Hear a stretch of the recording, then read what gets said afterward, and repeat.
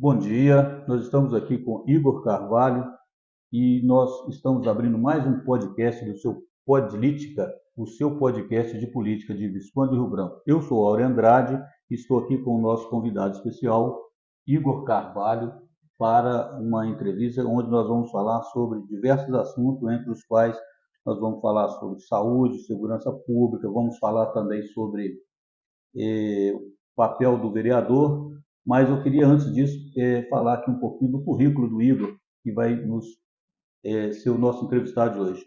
O Igor é professor, procurador legislativo, advogado, com mestrado em ciência política pela Universidade Federal de Juiz de Fora, UFJF, especialista em direito público e direito empresarial.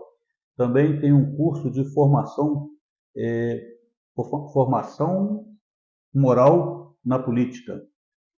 E tem também, esse curso foi feito pela Universidade Yale University, nos Estados Unidos, através do intercâmbio, através, como foi, mas Um curso de formação de verão, né? Como a gente fala. o que você estava falando foi exatamente no período da pandemia, que você aproveitou isso. Exatamente, eu tive essa oportunidade. Bom, Igor, eu queria que você falasse um pouquinho de você aí, como você chegou aí a essa trajetória toda que você fez aí, chega a ser procurador municipal, professor, mestrado e agora com especialidade, um monte de outros cursos aí bacanas demais da conta, e brindando nós com essa visita aqui. Não, obrigado, bom dia.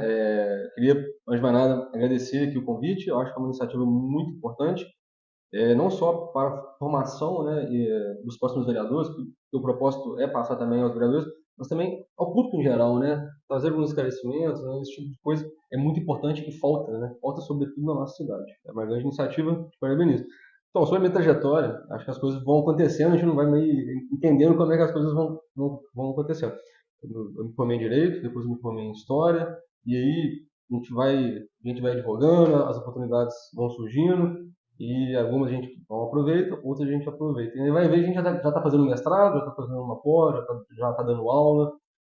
Assim, eu te confesso que não tem muito um planejamento muito certo, as coisas foram meio que acontecendo mesmo, sabe? Bom, é fato, né? Muitas das vezes a gente vê aquelas pessoas que já novinho você vai olhar, isso vai ser médico, isso vai ser cantor, vai ser jogador de futebol. Mas nem todo mundo é assim, na verdade a grande maioria ela vai meio que vivendo e as coisas vão acontecendo. Igor, esse podcast nasceu de uma iniciativa minha e com as sugestões de alguns amigos. E eu, quando comecei a participar da política, até como pré-candidato a vereador, um colega me sugeriu, inclusive o nome Podlítica foi sugerido pelo Marcos Guimarães. Eu achei muito legal, falei, vou fazer esse podcast. E vou convidar pessoas bacanas para essas entrevistas. E aí, nessa sequência, eu falei, fiz meu primeiro vídeo lá na pré-campanha falando assim, você sabe o que o vereador faz? Eu queria te Hum. fazer essa pergunta, Igor. Você sabe o que o vereador faz? Sim, eu sei, mas essa resposta não é tão simples, né? Acho que existe uma resposta comum, né? Que todo mundo acha quais são as funções do vereador. Eu acredito também que o vereador subestima as próprias capacidades do que ele pode fazer, né? Mas, vamos dizer assim, o que o público em geral entende sobre a função do vereador é basicamente vamos dizer assim, a maior parte, né? Que é legislar, né? Como integrante do Poder Legislativo. Ele pode propor, aprovar os projetos de lei do prefeito, mas também pode propor projetos de lei. Outra função, que inclusive é típica do vereador, é fiscalizar. Essa fiscalização ela pode se dar tanto na participação de conselhos municipais, conselhos da saúde, da segurança pública, de obras, né? Cada câmara tem a sua realidade, para participar de audiências públicas, fiscalizar a própria câmara, fiscalizar o município nas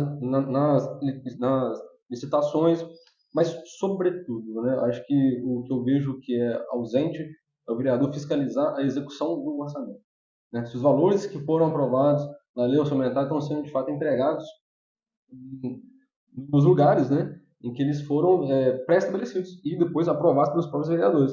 Isso eu vejo muito pouco, realmente. Eu acho que também que tem outras funções, né, que são mais na prática, ouvir as pessoas, né. O vereador está mais ligado, né, ao povo, né, vamos dizer assim, mais do que o prefeito, né. E o vereador tem essa capacidade de indicar, né, ao prefeito melhorias, né, justamente por estar mais próximo da própria É, a gente sabe que em Rio Branco, eu procuro acompanhar algumas reuniões da Câmara, eu vejo lá que às vezes os vereadores eles fazem indicações de melhoria, pedem asfalto, pedem melhoria em estradas rurais, e muitas das vezes a gente vê que os vereadores estão a posição e a oposição.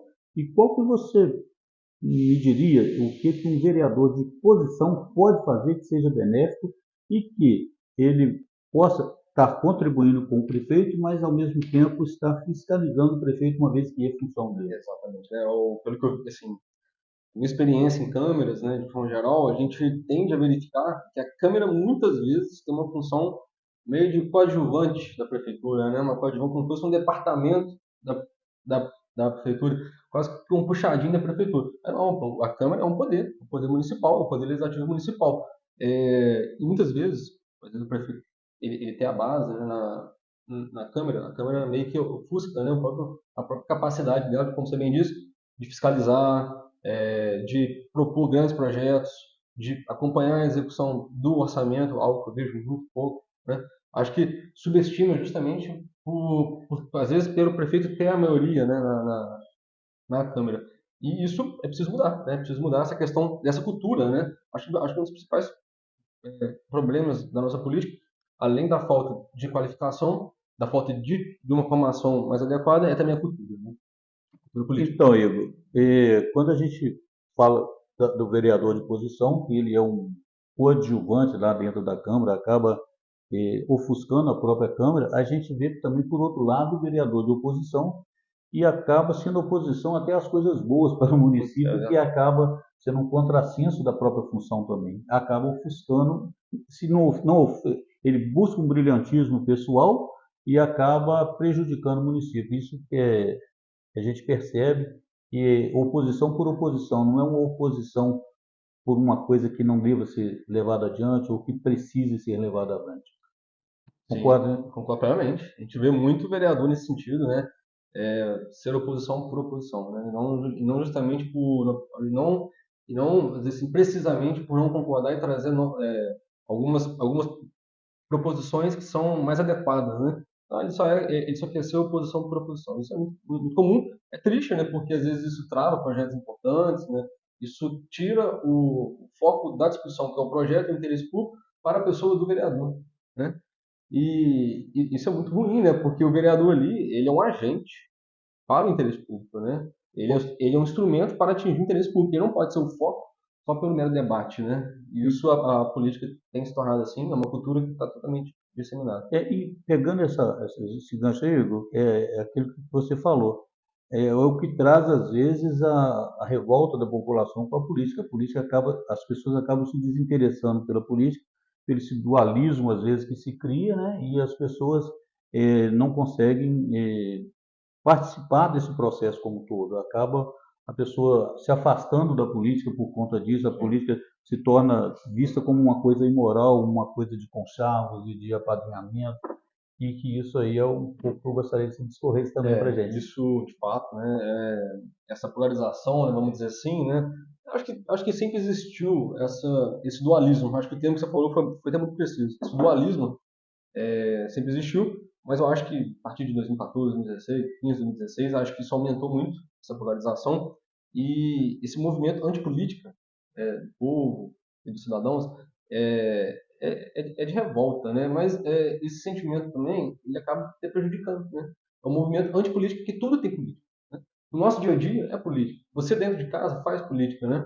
Esse movimento de tentar criminalizar a política, eu acho que não ajuda. Não ajuda, e um dos motivos também é essa cultura brasileira de tentar resolver as coisas pelo jeitinho, né? O patrimonialismo, né? Na história política, o Sérgio Buarque de Holanda já falava sobre isso. O brasileiro é um homem cordial, mas não cordial porque ele é simpático, ele é cordial não nesse sentido. É cordial de tratar as coisas públicas de forma particular. É de tratar as coisas públicas com jeitinho. Você vai chegar lá no departamento, fulano, toda aquela felicidade, não sei o quê, vamos aqui tentar resolver, não sei o quê, vamos arrumar um jeito para esse problema que eu tenho. Isso é um patrimonialismo, né? Isso está enraizado também na cultura dos cidadãos, né? A gente não pode também só colocar isso também na culpa dos vereadores, da administração pública, não é, porque é um reflexo também. O povo também é um reflexo. Então, Igor, eu também fui funcionário público e eu percebia muito isso, que no Estado a gente não tinha muito essa preocupação de o patrão estar ali muito próximo, do secretário estar ali muito próximo, para que a gente tivesse que resolver um problema imediato de um protegido político dele. A gente tinha essa liberdade de trabalhar, fazer o nosso trabalho, atender uma sequência natural do trabalho. A gente tinha uma fila de atendimento, atendia dentro dos atendimentos que chegavam, numa cronologia. Já numa prefeitura, principalmente cidades pequenas, como não precisaria nem citar exemplo, acaba que tem essa pressão maior sobre o funcionário público, dificultando, às vezes, até o próprio trabalho. Às vezes, um trabalhador que precisava muito mais de um treinamento para poder seguir o seu trabalho ali, ele acaba sofrendo pressão, acaba sendo obrigado a passar pessoas na frente de outros, acaba não tendo aquele comprometimento de servidor público, acaba tendo uma proteção para quem é um apadrinhado político. E eu até, nesse momento, eu faço aqui um elogio à administração atual, na qual ela criou um sistema de protocolo virtual. Esse protocolo virtual, as pessoas não precisam nem mesmo chegar na prefeitura para fazer esse protocolo. Do próprio celular, ele entra no site da prefeitura, consegue fazer lá um pedido de uma poda de árvore, ele consegue fazer lá um pedido de um bueiro na sua rua, consegue fazer vários tipos de serviço. Questão de engenharia, de obras, a gente sabe que há um protocolo virtual, essas coisas são resolvidas rápidas, eu percebo isso, eu estou sempre com o Bruno, que é engenheiro, e ele fala sobre esse projeto, e eu acho isso muito bacana, a velocidade do atendimento e da impessoalidade, coisa que a gente percebe que prejudica muito a administração, e eu gostaria que você também me falasse. Você foi extremamente preciso, é exatamente isso mesmo. Esse mecanismo que foi criado para poder, vamos dizer assim, a pessoa fazer o próprio protocolo pela própria internet, isso cria uma certa impessoalidade, evita muitas vezes, às vezes, investidas, né, indevidas, investidas que às vezes até constrangem o servidor público, e muitas vezes constrangem o servidor público efetivo. Né? E é o que não pode ser, de fato, concedido de jeito nenhum, na verdade nenhum deles pode, mas é o servidor efetivo que fica, né? Que o comissionado e o de confiança ele vai. A cada 4 anos ele vai e o que fica é o servidor efetivo. É esse que realmente precisa ser valorizado. É esse que representa, em grande medida, o que é a administração. Então, agora, Igor, a gente, mudando assim, um pouco de assunto, nosso tempo é curto, eu te interromper, eu queria falar um pouco sobre saúde, de um modo geral. Como que o município pode participar e o que ele não pode participar, como que o município... qual é a função do município na saúde, principalmente? Entendi. Sobre a saúde, né, hoje a Constituição, ela nos seus direitos sociais, né, está lá prevista a saúde, entre outros direitos sociais, como a alimentação, a segurança, né. A questão da saúde é dividida entre os 3 entes federativos, né, entre o município, o estado e a União. Cada um tem, vamos dizer assim, um grupo de competências específicas e atribuições para cada esfera. Eu acho que no papel do legislativo, né, que eu acho que é o nosso foco, para poder tratar sobre a saúde, é muita coisa que pode ser feita pelo vereador, né? Não só fiscalizar, mas também ter mais participação em conselhos municipais. Normalmente, cidades pequenas, esses conselhos não têm muita, vamos dizer assim, muita efetividade. Mas cidades como Juiz de Fora, Belo Horizonte, cidades maiores, né, esses conselhos são extremamente úteis. Eles conseguem diagnosticar de fato as falhas, as melhorias. A partir desse raciocínio, a gente precisa ter um fortalecimento dos conselhos municipais. Sem dúvida, mas não só fortalecimento de atribuições legais, né, na parte jurídica, mas também ele ter efeito prático, né, ter de fato as reuniões semanais, trazer a sociedade para dentro da Câmara, reunir, tentar diagnosticar os problemas, trazer soluções, isso é muito importante. Isso é muito importante e talvez a Câmara seja talvez o canal mais apropriado para poder fazer isso. Então, você falou da Câmara, voltou na Câmara dos Vereadores, eu gostaria que você me falasse, então, o que a Câmara dos Vereadores pode fazer de projeto de lei e que possa onerar o município, porque tem sempre essa ideia de que o vereador ele não pode criar uma lei que onere o município. Existe um mito, né? Existe um mito urbano dentro da Câmara, né? Que o vereador não pode gerar despesa para o município. Em parte isso está certo, mas existe acho que um desconhecimento, então até se tornou um chavão essa Sim, frase. é o que a gente mais ouve. Que acaba que o vereador acaba não tomando iniciativa, mas não é bem assim, né? Constituição fala que o vereador não pode gerar despesa para o município de projetos de iniciativa exclusiva do prefeito. Artigo 61 lá da Constituição. E muitas vezes o vereador deixa de trazer propostas que são boas, porque toda proposta boa gera despesa. Inevitavelmente, propostas boas, proposições boas vão gerar despesa. E a Constituição não pede isso. Basicamente, o que o vereador não pode aumentar a despesa, então fazer emenda que gera aumento de despesa, é projetos de iniciativa exclusiva do prefeito. Quais são? Setor público, criação de cargos, né? Tratar do regime jurídico dos servidores públicos, criar estruturas administrativas, modificar as estruturas, é isso, né? Mas Além disso, pode. Por exemplo, um exemplo emblemático é que o próprio STF já tratou sobre essa questão, no caso até que envolve segurança pública. Um vereador propôs que fossem instaladas câmeras de segurança em uma escola, ou seja, né? Às vezes a gente acha que o Estado, que é o único que tem que participar da segurança pública, não. O município, através de um vereador, propôs o projeto a poder instalar câmeras na escola. Vendo aquela onda naquelas violências na escola. E aí a Câmara aprovou, mas judicializaram.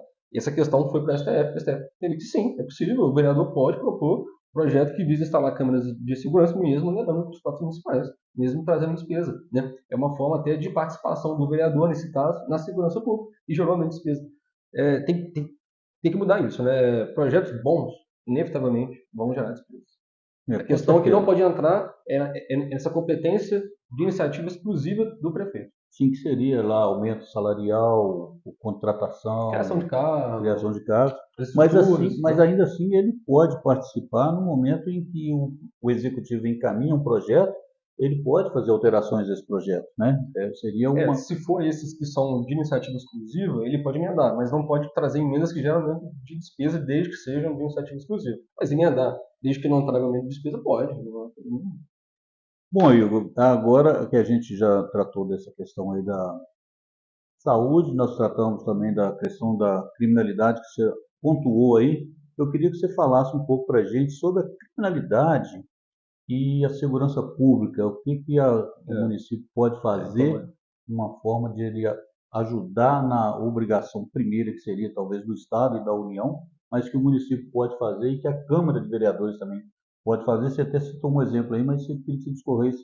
Sim, esse é de fato talvez um debate muito, muito importante, que a gente vê o crime organizado cada vez mais organizado, né? Cada vez mais forte, cada vez mais presente dentro de escola, cada vez mais presente dentro de posto de saúde, cada vez mais presente, inclusive, dentro da própria administração.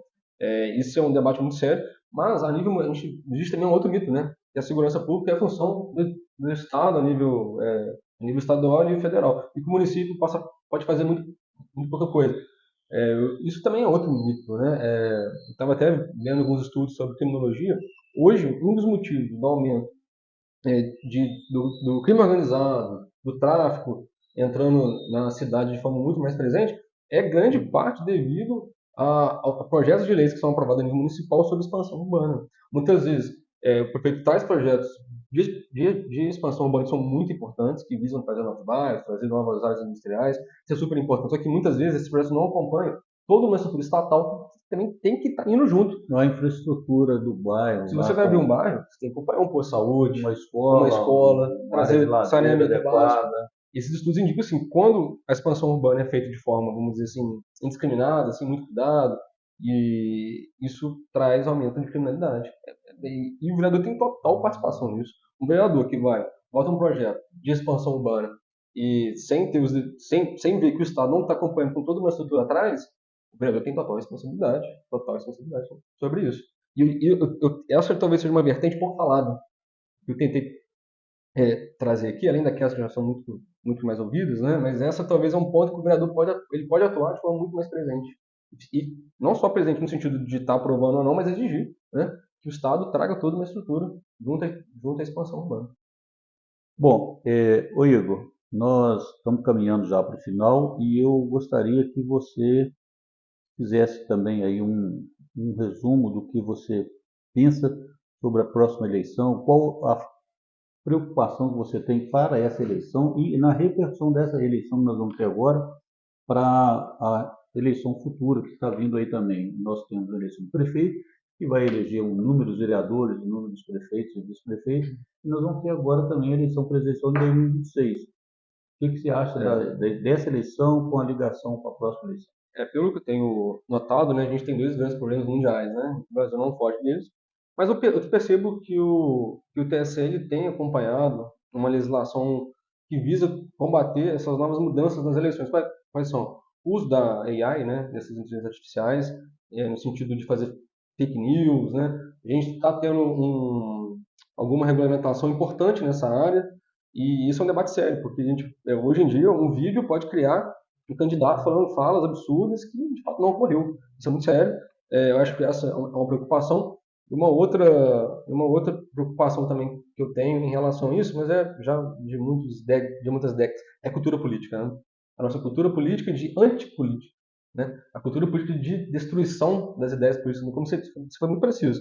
Às vezes o vereador da oposição é só um puxadinho do prefeito, ele vira só um departamento lá da prefeitura, enquanto o vereador da oposição ele se torna basicamente ser oposição por oposição, né? Ele traz para ele todo o protagonismo e esquece do interesse público. Acho É, que a preocupação no meu ver, talvez mais importante, é de cultura política, que não passa só pelos vereadores, mas também passa pelo próprio povo, né? Igor, eu tenho uma posição muito firme com relação à questão da fake news. Eu acho que ela tem um problema de destruir imagem, destruir uma herança que a pessoa constrói, O uma nome, né? familiar, né? Ela acaba com fração de segundo a pessoa expõe um problema que às vezes era pessoal, que não tem nada a ver, ou até uma mentira grave que se fala sobre uma pessoa, em um momento assim inoportuno, isso uma rede social acaba expandindo, multiplicando, a gente não tem nem como mensurar isso. Mas, por outro lado, eu acho que a legislação brasileira ela precisa modernizar nesse sentido, mas eu acredito que nós já temos todo um sistema legal que coíbe a Sim, fake temos. news. Nós temos aí a LGPD, nós temos o Marco Civil da Internet e nós temos uma lei de imprensa que também pode ser conjugada com isso.